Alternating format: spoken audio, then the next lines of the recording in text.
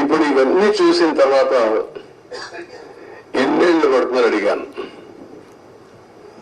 ఆ రోజు కానీ కంటిన్యూ ఉంటే 2020 ఎండుకు పూర్తి అయిపోయింది ప్రాజెక్ట్. ఈరోజు 5 ఏళ్ళు అయిపోయింది. ఇప్పుడు ఎప్పుడు అవుతుందంటే 4 సీజన్లు కావాలంటున్నారు మినిమం.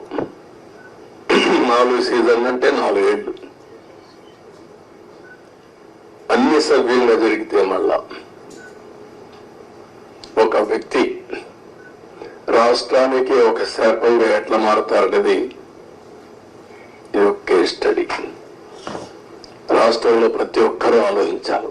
నేను డిస్కస్ చేస్తాను. ఇంకా మేజర్ కంటూర్స్ మాత్రం నేను మాట్లాడుతున్నా. మామూలుగా చాలా మందికి అర్థం కాదు కానీ సబ్జెక్టు ఇవన్నీ చూసిన తర్వాత నాకు ఫస్ట్ నుంచి టచ్ లో ఉన్నాను కాబట్టి అర్థం చేసుకోగలుగుతున్నాం. ఇవన్నీ కూడా ఇంకా టెక్నాలజీస్ లో డిఫరెంట్ కంపెనీస్ కి అప్పచెప్పారు.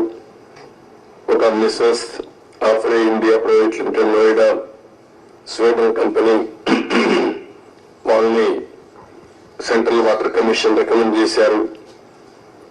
దీని కూడా వైపులో స్టోన్ కాలమ్స్ ఇవన్నీ కూడా ఏ విధంగా చేయాలి, ఎట్లా మీరు అక్కడ చూసింటారు. శాండ్ అంతా కూడా గుట్టలు గుట్టలుగా పోసారు.